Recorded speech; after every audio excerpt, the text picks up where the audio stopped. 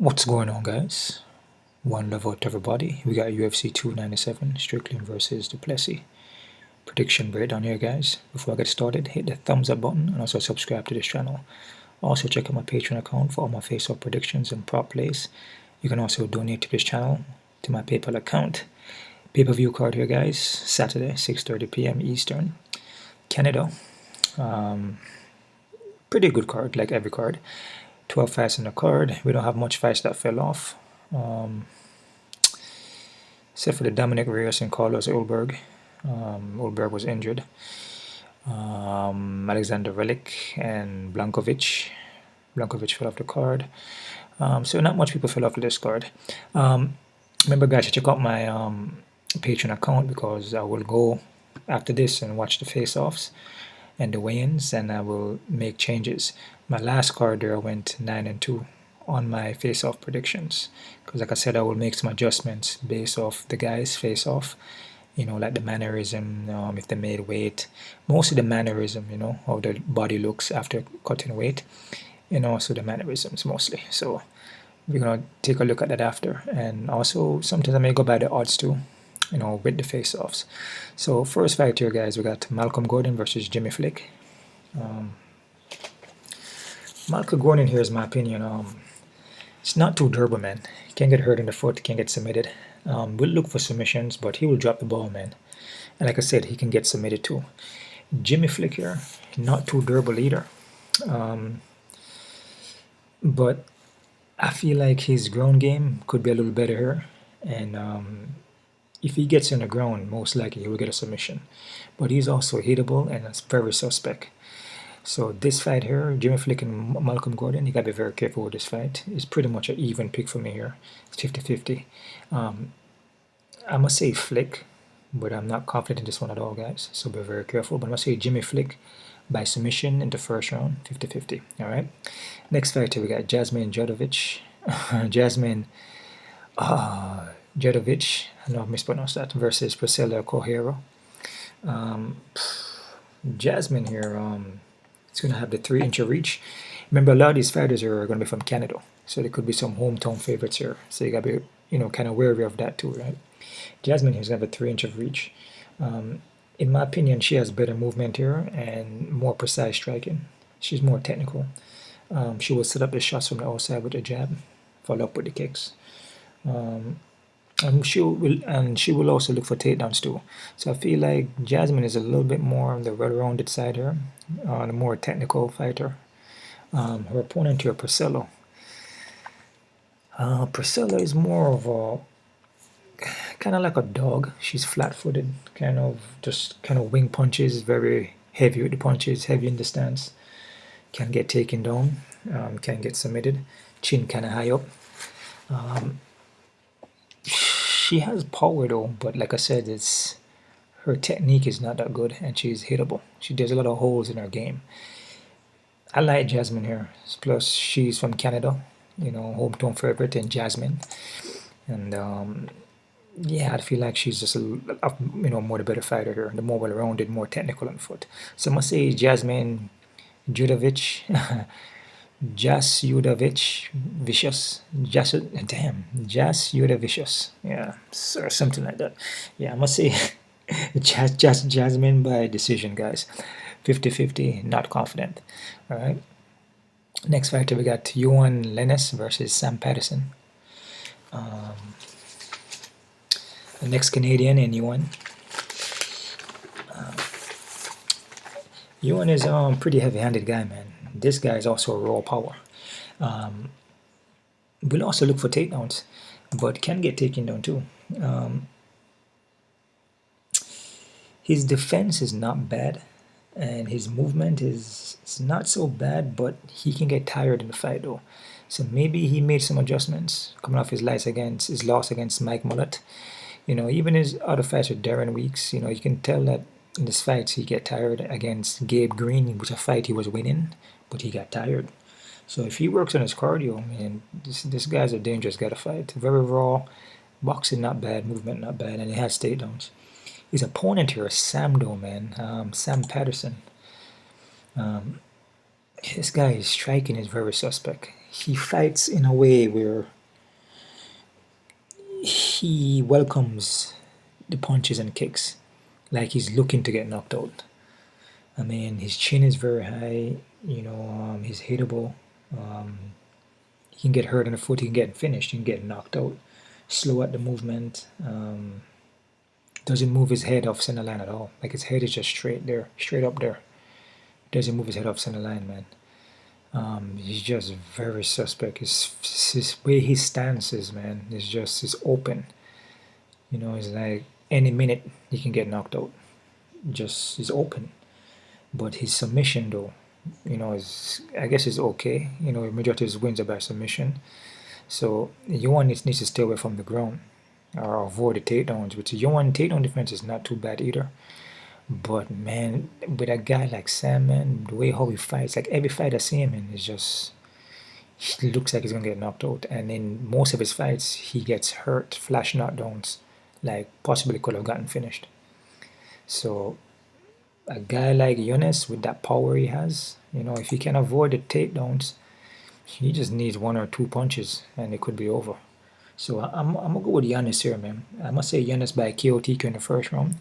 But be careful, because if Lainesse gets tired and Peterson can get out the first, because Peterson, in my opinion, is going to have the better cardio. If Peterson can get out the first without getting knocked out, then it could be problems, because then Lainesse will slow down into the second. So if you look at most of Lainesse finishes, it's mostly in the first round. He usually finishes in the first, unless it goes to decision, but this guy hardly goes to decision. Usually all first round.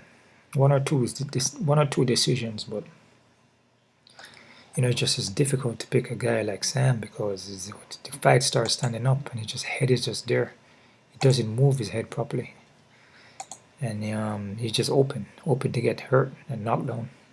I'm gonna go with Lainesse first round KO/TQ. Next fight we got Gillian Robertson versus Poirier Viviano. Gillian Robertson is striking is her issue mostly. She needs to work on her footwork, on her distance and range, her timing. It's her movement and her range management. It's just not good. But she does one thing very good though, and that's her ground game. Her Brazilian Jiu-Jitsu is pretty good, man. Most likely she will submit you if she gets you down there, and most of her wins are all by submission. Vivian, on the other hand, Vivian is kind of like average, but she's average for first round. So she's decent with like the strikes, very powerful. Will come forward and pressure and throw the straight on the pocket and the kicks and looks good, and will even push her takedown. But if she doesn't knock you out or finish you in the first round, then the fight's over. Then you pretty much can beat her.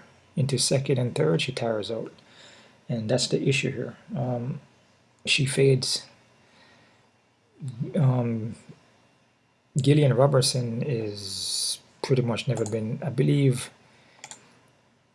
don't think she has ever been, I think she's been probably knocked out one time, or I believe she has never been knocked out. I believe she may be submitted, or she has never been finished. She's been okay, she knocked out one and submitted one. I don't really see Vivian knocking her out, to be honest with you. And the problem with this fight is that I feel that Poirier is average. She's well-rounded, but she's just average. Nothing really stands out too much. But with Gillian, striking is not the best, but her ground is really, really good. In my opinion, her ground is very good. And that's the thing. I feel Gillian, lacking the striking, but she does one thing really well, which is her submission and takedowns. And with Poirier, doesn't really do anything too good. Just average, and she tires out after the first. So I like Robertson for this one. I'm gonna say Robertson by submission in the first round. If Vivian comes in there and overthrows, because sometimes she comes in there and Vivian and overcommits and throws because she's very aggressive, Robertson doesn't need to tie up with her. And once you tie up with her, it's pretty much Robertson will take her down. Like I said, with Vivian, she can get taken down in the first round. So if she comes in there and throws a while, which Gillian is watching footages, I know she is watching footages with Dean Thomas. She's gonna just switch levels, take her down first round, and then submit her. So I got Gillian in the first round submission. Still not confident. It's 50-50, guys. Next fight here, we got Serhiy Sidey versus Roman Narvaez. This is Tarvos. This is a rematch here, guys, from the Contender Series. And remember this fight here with both of these guys. With Sidey, he knocked down Roman, but the fight was it was like a kind of a what do you call it now? It was a early stoppage, right? From what I've seen, Sidey knocked him down, and then he was starting to ground and pound him. Then the ref just jumped in there. So, but it is what it is. But he won the Contender Series against him, so this is going to be a rematch. So what I see from Sidey, when I watch all of his other fights, he doesn't look too bad, man. This guy, he has striking. He's mixed up his kicks with his punches. Doesn't look bad. He got power. Yeah, man, this guy looks good. I mean, in my opinion, he's not a bad fighter. Ramon, on the other hand, I feel Ramon is a little bit more. His boxing is a little bit more. It could be a little more crisper, more sharper boxing, and it's a little bit more wild with it. That's why Sidey countered him and knocked him down. But his forward pressure is crazy. Like, he was staying you and he got power. But that's the thing, he can't do what he did, with the first fight, because Sidey seems to be more composed, and that's why I'm going for Sidey in this one. I'm gonna say Sidey by decision. It was a 50-50. But Ramon could come in here and possibly, I don't think he probably could knock him out. Because if anybody is going to get knocked out, I would say it's Ramon. Been knocked out twice, which one of them is by Sidey. And Sidey has never been finished. So I'm going to go Sidey here. I'm going to say Sidey by decision, guys. Next fight here, we got, but don't get this wrong though, it's a 50-50. Ramon could win. So, but I like Sidey though. Next fight, we got Charles Jourdain versus Sean Woodson. This is a good matchup here.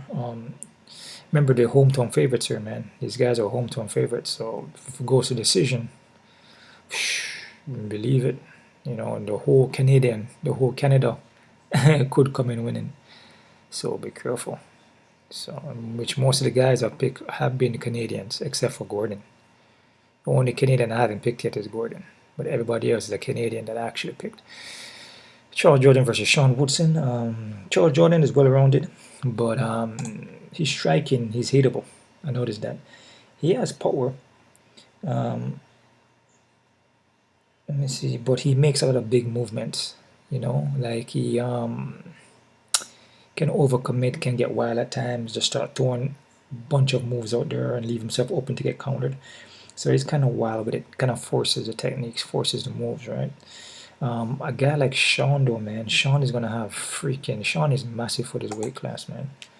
This is 145, right? This guy is freaking massive, dude. He's going to have a 5-inch of height and a 9-inch of reach. 5-inch of height and a 9-inch of reach. Holy crap. That's freaking massive, man. He looked very good in this last fight. He actually schooled Dennis. Schooled him. Massive for the weight class, like I said. He's well-rounded. His takedown defense is very good, especially against the cage. Hard to take this guy down, man. He keeps switching his hips on you. He keeps switching his hips on the cage, so it's difficult to get a hold of him and put him down. It's difficult to sink in and take his hips away because he keeps popping his hips back and forward, which is a good way to defend against the cage. I like Sean Woodson here, man, and I'm going to tell you why. Reach advantage, for one. And Charles Jourdain, his striking is very explosive, but it's not technical. And when he explodes like that, he gets caught. And a guy like Sean Woodson is good at countering you. He's good at seeing openings. He's precise and pinpoint. He touches you up. I feel he's going to school Jourdain. And Jourdain seems to be more pushing the ground now, depending on who he fights. So he's going to try to take Woodson down. But Woodson's takedown defense is pretty good. I'm liking Sean Woodson here. If he fights the same way Sean Woodson fought in his last fight, he's going to school Jordan in this fight. This is one of the Canadians that I'm not picking. So I'm going with Sean Woodson here. I must say Sean Woodson by decision. And I give Sean Woodson 60%, and I give Charles 40. So a little bit of confidence here. But like we say, nothing really confident, nothing definite, nothing guaranteed. But from what I see in footages and what I see from Sean, I think Sean is a better fighter here. Technical, more precise, look for openings. He's more technician. Charles is just wild, pack power, but with that wildness of him and overcommitting, leave himself open. And Sean is good at reading, and stepping, coming off center line and sidestepping and letting his shots go. So I'm liking Sean Woodson, but don't get it wrong though. Charles could catch Sean and hurt him, which Sean been hurt in a couple fights, never been finished though. Next fighter, we got Brad Katona versus Garrett Armfield. This fight here can be pretty close. I'm gonna tell you why.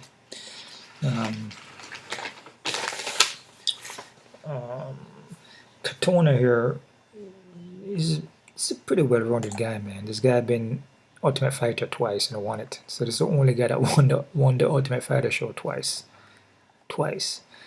He's a very elusive guy, mostly wrestling, very game. He's in there. Got the heart, push forward, striking. Can be suspect, can get hittable at times, but he still keep a pace on you. But very durable. His endurance is good. He keeps a high pace. This guy puts a high pace on you, and that's why he wins a lot of his fights. It's high pace.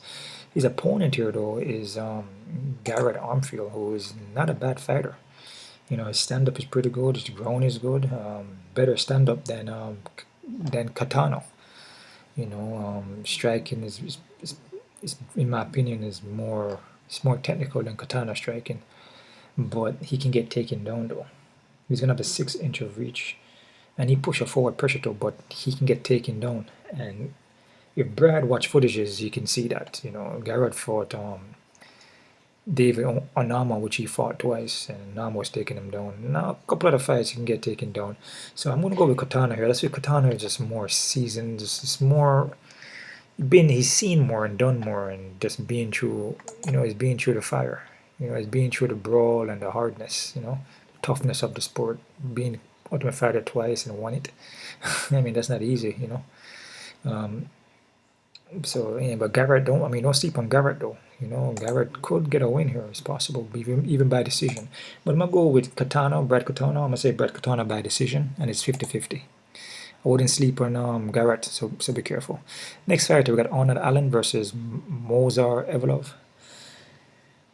This is a tricky one here too, man. Arnold Allen, man.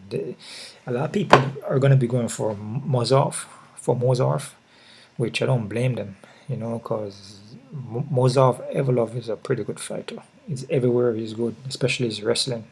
Very, very elite guy. Allen didn't look too bad against Max Holloway, but Max Holloway schooled him though. Allen is very skilled, man, but he's not active, and that's the issue. But he's well-rounded though, very skilled guy. But his opponent here, Evloev, and this guy is no joke. That's why he's 17-0, and his wrestling is elite. His wrestling is pretty good, man. Very skilled, good wrestling. Can get touched up in the fight though. But he has shown in his fight that he can get hurt and he will recover in some fights I've seen, especially his last fight against Diego Lopez. Not much of a big recovery, but even some of the submissions he was getting put in. But Arnold Allen hits hard though. He's a heavy hitter guy. So it's a fight where Evloev gonna have to be careful that he doesn't get caught, or knocked out. So I wouldn't sleep on Arnold Allen. You see guys like Arnold Allen versus Movsar Evloev at 17-0. You can't sleep on Allen. So this fight should be honestly a 50-50, because Allen is not a bad fighter, and he just fought Max Holloway. Understand? Even though he lost, but he just fought Max Holloway. So fights like this with Evloev and Allen, Evloev shouldn't be a huge favorite, which he probably is once we check the odds. But I'm gonna go with Evloev here, because I feel Evloev is just I feel like he has the tools to beat Allen, and Allen can get taken down. Allen struggled against he lost against did he lose against him? Oh yeah, sorry, he went to split against Makwan Aramani, which Makwan Aramani was believed was taking him down in that fight. Makwan Aramani is this, he's just hasn't been looking good. So a guy like Evloev, he's gonna struggle in my opinion. But then that's a long time ago. He fought Mach 1 back in 2017. But he has improved. But I'm gonna go with Evloev, but it's a 50-50, and I would not sleep on Allen. And based on the odds in this one, I would be careful. I would say maybe dog or pass, man. If Evloev is like 600 or 1,000, I would say dog or pass. Be careful. All right. Next fighter, we got Chris Curtis versus Mark Barrott. Chris Curtis here, Philly shell kind of style, kind of similar to his teammate here, Sean Strickland. Sits in the pocket, kind of roll with the punches, can get flat-footed, but heavy boxing, man. Good takedown defense. This guy will catch you and knock you out. It's very, very solid boxing. Defense is not bad either. Mark, on the other hand, Mark is well rounded too, but he's right in the range to exchange, and he can get flat-footed at times. So he's right in the range of Chris, which is perfect, because Chris struggled against guys that move around too much. When the guys start to move in and out and use a lot of footwork, like Najardine Emhoff, Kevin Gastelum, Jack Emerson, when those guys are moving around, it doesn't do too well against guys like that. Mark is not going to move like that, so he's going to be right in range to get caught. So I'm liking Chris. I'm going to say Chris by KO TKO in the second round. So I like Chris for this fight. Second round KO TKO. But I'm not confident though. Next fight, we've got Neil Magny versus Mike Malott. Magny is going to have a 7-inch of reach here. Good cardio. But the thing about Magny, man, his boxing is not really there. He doesn't really pack power like that. Been submitted like 6 times. He's hittable. He doesn't really move his legs out the way. He can destroy his legs in the first round. But his thing is he like to use his height on you and clinch up, and his reach and clinch up on you and dirty box you and knees you and probably take you down and pepper you up in the clinch. So he likes the clinch game. That's where he's the strongest against the cage, and that's it. If you can stay on the outside and pepper up Magny and move around, you easily win the fight on him, or kick his legs, or even take him down. You can even submit him, right? A guy like Malott now, stand-up looks decent. He's quick at the movement. That's the thing about this fight. He's going to be the quicker fighter here, which Magny struggles against guys who are quicker. So the speed advantage plays a huge factor. 100% finishing rate, and he's a BJJ black belt here. All this guy needs to do is stay off the cage and circle and pick his shots. Magny doesn't pack power like that. As long as Mike Malott doesn't get tired and move around, he can win the fight against Magny. As long as he doesn't get put against a cage and clinch, which from what I've seen, he always circle off. And he has good takedowns. So if he can even take down Magny, I feel he can submit him. So I got Malott here by submission, second round, guys. I'm not confident because, like I said, Magny is a veteran, and he will do veteran things, man. Mike Malott is not really. It's kind of like an upcomer guy. Adam Fidget and Yohan Lainesse, fought Mickey Gall. Win the contender series, got knocked out by Hakeem Dawodu. I mean, he hasn't really fought nobody. Neil Magny is very, very experienced. So this fight here is one of those fights where you go sleep on Neil Magny and he comes in there and then do some tie up against a clinch, and Mike get tired, or Mike ends up on his back, and Neil Magny just beat him up. You know what I mean? So I wouldn't sleep on Magny too much. This is a 50-50, but I must say Mike Malott by submission second round. And based on the odds in this one, like I said, this one could be a dog or pass too. So if Malott is like 800 or something like that, be careful. All right. Next fight, we've got Raquel Pennington versus Mayra Silva, the co-main event here. Raquel Pennington here. I was kind of looking to go for her in a kind of way. You know, she's hands on her. Boxing is not bad, can get wild with it. We'll also look for takedown. But when I look on Silva, Silva is not bad, very aggressive. Her ground game is pretty good, her submission game is pretty good. The only thing though is a 5-round fight, and I don't think Silva has ever fought a 5-round fight before. And that's the thing. Cardio could play an issue. And Record been doing a lot of 5-round fights already. You know, even against Amanda Nunes. So this next fight here, man, where you have to be very careful. And with Raquel Pennington, she's very, very experienced. She fought everybody already. Holly Holmes, all of them. Amanda Nunes, Maroon Renee, Irene Aldana, Germany Radamine, Misha Tate. She fought all of them. Silva hasn't really. She faced Holly Holm and submitted her, but you know, her age is a number. But even though that was a non-contest, it was overturned. Seems like she was some kind of Bruno positive for drug test. I don't know what it is, but like Nate DSA, all these guys are on something. So, hey man, believe me, just that it just doesn't show up. But a lot of these guys are on something. So it is what it is, right? Yeah, so yeah, this fight here, man, I must say it's Silva, but 5-round fight, Silva never fought 5 rounds, so that could be one of the things where she could lose the fight by just getting tired, and Raquel Pennington just beat her up with just conditioning and experience.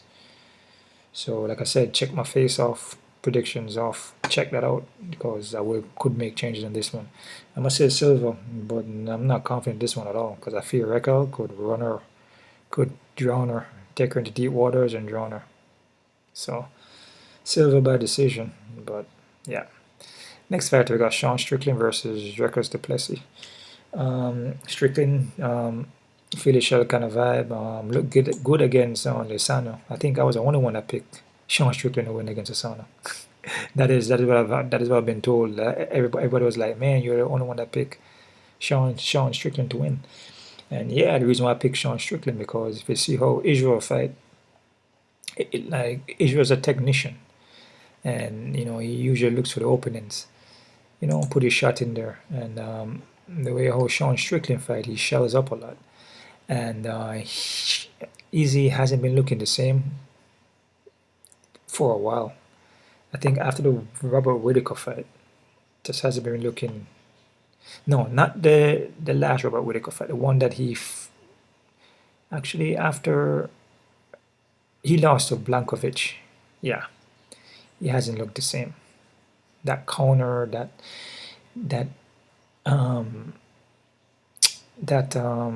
was I saying? No, not the counters. Yeah, the counters, but the confidence, the counters is just not there.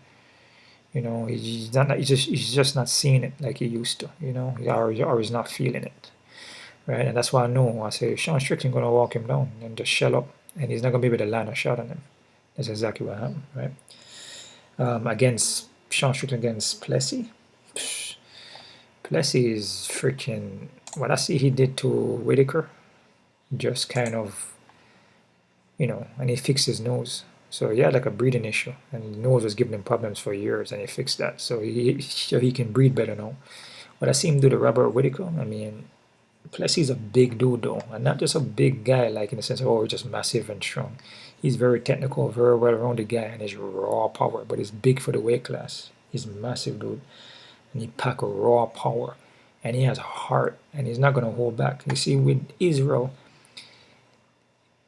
Israel bases fighting off of movement, and he's not a guy that's going to like trade like that. He's going to look for openings. He will trade, but he's not going to sit there and trade for too long, which he shouldn't do, because I'm like that too. I touch and move. I hit and go. I do the hitting and I move. You know what I'm saying? You want to touch and don't get touch. Touch and don't get touch. Say in and out. You know, with Plessis will sit down, and he's durable, and he will fire back. What Strickland did to Izzy, he can't do that with Plessis. Not going to work. If he shells up like that and go in front of Plessis going to unload on him, and Plessis hits hard. In my opinion, Plessis has more power than Strickland does, raw power. So if Plessis connects to Strickland, so it's over. It's a 5-round fight though, but Plessis has fought 5-round fights before. Maybe in this organization, I think, in UFC. Has he went 5 rounds? Okay, I think this guy's I think his fights were mostly all finishes. I think maybe 2 by decision. Yeah, he fought 5 rounds in other organizations. This fight, it was a 5-rounder, yeah. But he lost in the 3rd though, and it's 5-round here. But he's just finishing fights though, so this could be a finish though. I have decision here, 5-round decision, but I feel he could finish Strickland, because if Strickland open up, Strickland won't be able to do what he did to Izzy like that. He won't be able to walk him down like that, and he's not gonna do that because Plessis packed power. It's not like how with Israel Asano, he's just touching him, but he couldn't. Izzy wasn't able to unload like that because he doesn't carry like that power like that. That raw power is more in precision and technicality based off what you do than he feeds off your movement. Plessis is just like straight up raw. Like he comes in and he throws to the body, throws to the head, throws again, and everything he throws is like doof, doof, even if you protect. So if if Strickland shells up, he's gonna penetrate through that. Like this guy's raw power, man. He sits down in it, and he's durable. So these guys are kind of similar in a kind of way, but I feel Plessis packed the more power. So it's kind of like who has the more power here. I feel Plessis does. So I'm gonna go Plessis by decision. I feel like he knocks down Strickland, but Strickland probably can survive. I feel, and probably recover, and it's just gonna be like, you know, a fight where Strickland's just getting hurt most of the fight, like consistently, and Plessis is gonna be the champion, in my opinion. The regular Pennington and Silva is also a vacant belt, so yeah. So, but I feel Plessis can win the fight like that. I feel like he's gonna be the champion, and then Israel may fight strong Strickland. Israel may make some adjustments in the fight, may probably beat Strickland, and then Plessis fight Izzy. So that actually could happen. So that's how I feel it. I could be wrong though. So Plessis beats Strickland, and Israel fights Strickland, and Izzy beats Strickland. Then Plessis beats Israel. Yep. Plessis is another. This guy's a good fighter, man. And think about it, he has the skills, the movement, and the ground game and everything, but he's durable, and he has like that freaking one-hitter quitter, and he's durable. So yeah, Plessis by decision, guys. All right. Quick look at the odds here. So we're working with some crazy odds. Crazy odds. Man, this is banana odds. Jasmine versus Priscilla. Damn, Jasmine is 410, 400. Does that make sense? Some site got her at 900. In a kind of way, it kind of does. Because Jasmine, I don't think Jasmine has ever been finished, and she's durable, man. She can take a shot. And, you know, with Priscilla, she has a puncher's chance, but I don't think she's going to get it, though. So the odds don't really look too bad as far as, like, Jasmine winning, like she should win. Still be careful, though. Sam Patterson and Yohan. Yohan is 142, 150. This fight should be more closer because Yohan can get submitted by Patterson. So it should be even. Just be careful with this one. Gillian Robertson and Viviana. Yeah, man. I mean, I feel Gillian got this fight. You know, even if Viviana come in there and start throwing wild, I feel like Gillian could get her down. So the odds kind of high, but I feel Robertson should be able to get this. Ramon and Sidey. From the first fight, yeah, the basing of the first fight, but it was a quick stoppage, an early stoppage there. Yeah, man, this should be a little closer, guys. I do feel Ramon may have a chance here, but I think Sydney's a better fighter, though. Yeah, but still be careful. Charles Jourdain and Sean Woodson. Then I got Charles Jourdain and this hyper favorite. I like him Woodson here, man. So Woodson's an underdog. So I don't know. I know Charles Jourdain is home to a favorite, but from what I see from footages and match up these guys striking and takedown defense and just the defense standing up and how they match up, I like Woodson, but they like Charles Jordan is a little bit of favorite. So, but play at your own risk. But I like Woodson. Brad Katona and Garrett Armfield. Brad Katona is 200 and something. I can see why. You know, double UFC Ultimate Fighter winner. You know, but don't sleep on Garrett though. Garrett not a bad fighter. Okay, he's not. I don't think Katana is a super high, but still be careful though. Honor Allen and Movsar Evloev. Okay, Evloev is not a big favorite. Okay, so he's not like a 900. So they're giving Allen kind of a little bit of respect. You know, it's not. You know, but Evloev is not a massive favorite here. Still be careful though. Even though he's 185, you know, should be closer. Because Allen is not a bad fighter. Remember I told you, Allen is not a bad fighter. Just came off a fight with Max Holloway. So yeah, I would say this should be even. So be careful, man. You can even play Allen in some plays if you want. I'm saying, so be careful. Chris Curtis and Mark Barrett. Chris Curtis is 180. Yeah, I still be careful because you see with Chris Curtis, he shells up, he looks good boxing. But like I said, Mark don't really move around a lot, so it's kind of favors Chris in this fight now because it's like they're facing each other. So, you know, it's like punch a punch. I feel Chris is kind of better at that. So, yeah, but I'll still be careful. Mike Malott, 380, 400 against Neil Magny. Mike should win this fight, man, but like I said, Neil Magny, the veteran, you know, I told you how Mike should win, you know, movement is speed. And there's wrestling and takedowns and submission games and stay off the cage and stay out the clinch. But be careful with these odds like this. Be careful. I wouldn't mess with Mike too much in this one. Silva and Raquel. Silva 162. Same fight here, man. Penitent could grind her out, take her into deep waters and drown her. It's 5 rounds. I don't think Silva have ever fought 5 rounds. So check out my face-off predictions. I will make changes. Strickland and Plessis.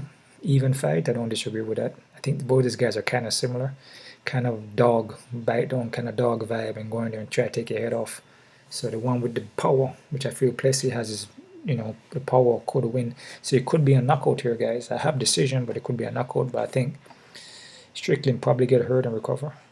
So, but yeah, I got Plessis by finish here. No, sorry. Yeah, Plessis could finish.